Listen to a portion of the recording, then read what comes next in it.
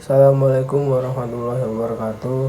Perkenalkan, nama saya Chandra Ferdian Saputra dengan NIM 203220084 dari Prodi Manajemen Pendidikan Islam.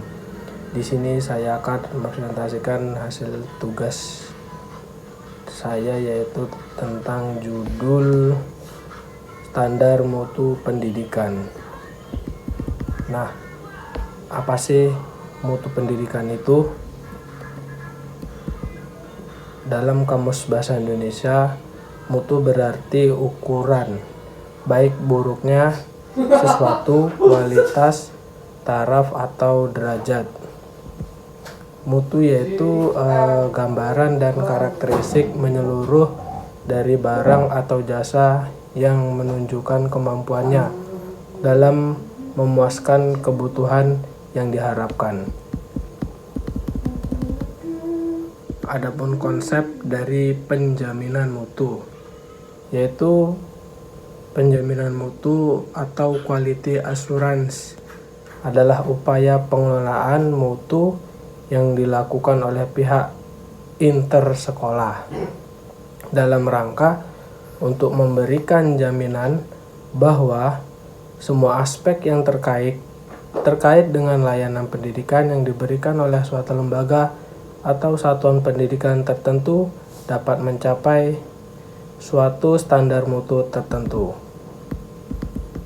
Nah, langkah-langkah implementasi penjaminan apa saja? Yaitu yang pertama, membentuk tim yang kuat. Penyelenggaraan pendidikan, peningkatan mutu akademik, dan menyelenggarakan jaminan mutu menjadi tanggung jawab kepala sekolah. Dalam melaksanakan penjaminan mutu, kepala sekolah mempunyai tugas, yaitu yang pertama, keseluruhan, yaitu menjamin instrumen dan dokumen yang diperlukan dalam pelaksanaan penjaminan mutu. Yang kedua, melakukan pelatihan konsultasi sistem informasi penjaminan mutu. Yang ketiga, melaporkan secara berkala pelaksanaan sistem penjaminan mutu dalam suatu rapat tinjauan manajemen. Yang kedua yaitu mengukuhkan visi dan tujuan institusi.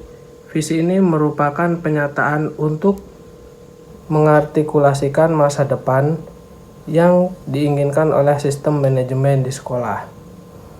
Visi hendaknya menjadi nilai dan keyakinan bersama. Yang ketiga yaitu menganalisa masalah. Tim inti yang telah membentuk harus mengarahkan filosofi TQM kepada dataran yang lebih praktis. Alat dan teknik mutu adalah media untuk dapat mengidentifikasi dan mencerahkan masalah secara kreatif. Yang keempat, menentukan kebijakan mutu. Kebijakan mutu didasari kepada visi dan misi dan masyarakat. Kebijakan mutu harus menjadi kesepakatan bersama yang kemudian diturunkan ke sasaran mutu.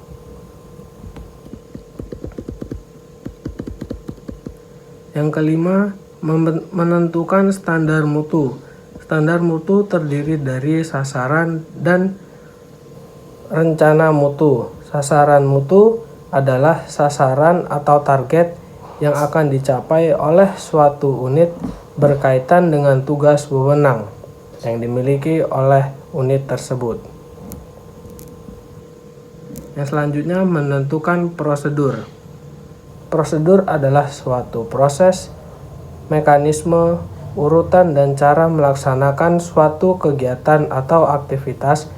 Dalam sistem manajemen mutu, kegiatan dipandang sebagai suatu proses. Faktor-faktor utama peningkatan mutu pendidikan. Yang pertama yaitu kepemimpinan kepala sekolah. Kepala sekolah harus memiliki dan memahami visi kerja secara jelas. Mampu dan mau bekerja keras, mempunyai dorongan yang tinggi, tekun dan tabah dalam bekerja. Yang kedua, guru. Perlibatan guru secara maksimal dengan meningkatkan potensi dan profesi kerja guru dalam kegiatan seminar. Yang ketiga yaitu siswa. Pendekatan yang harus dilakukan adalah anak sebagai pusat, sehingga kompetensi dan kemampuan siswa dapat digali, menginventarisir kekuatan yang ada pada siswa. Yang selanjutnya, kurikulum. Adanya kurikulum yang konsisten, dinamis, dan terpadu dapat memungkinkan dan memudahkan standar mutu yang diterapkan sehingga dapat dicapai secara maksimal. Yang terakhir, jaringan kerjasama. Jaringan kerjasama tidak hanya terbatas pada lingkungan sekolah dan masyarakat, namun tetapi dengan institusi lain seperti perusahaan atau instansi pemerintah, sehingga output dari sekolah dapat terserap dengan baik di dunia kerja. Selanjutnya yaitu indikator standar mutu pendidikan. Yang pertama ada standar potensi lulusan, merupakan kriteria mengenai kualifikasi kemampuan lulusan yang mencakup sikap, pengetahuan, dan keterampilan.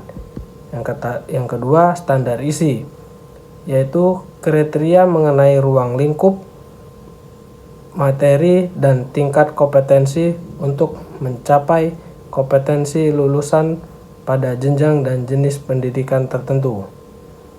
Yang ketiga, standar proses, yaitu kriteria mengenai pelaksanaan pembelajaran pada suatu satuan pendidikan untuk mencapai standar kompetensi lulusan.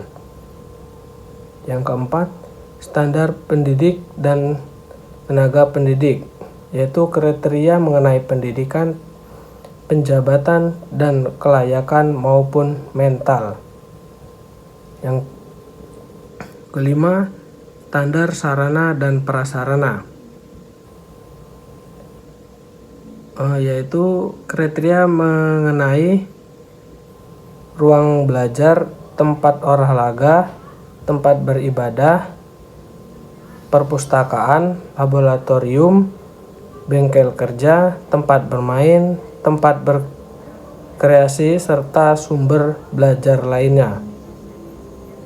Selanjutnya itu standar pengelolaan, yaitu kriteria mengenai perencanaan, pelaksanaan, dan pengawasan kegiatan pendidikan pada tingkat satuan pendidikan kabupaten, provinsi, atau nasional. Selanjutnya yaitu karakteristik sekolah bermutu. Mutu sebuah sekolah dapat dipandang dari sisi kualitatif dan sisi kuantitatif.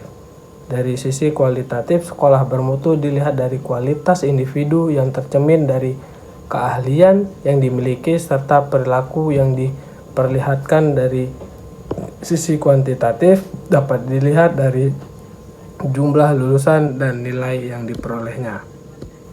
Sekian presentasi yang dapat saya sampaikan, kurang lebihnya saya mohon maaf. Wabillahi taufiq wal hidayah. Wassalamualaikum warahmatullahi wabarakatuh.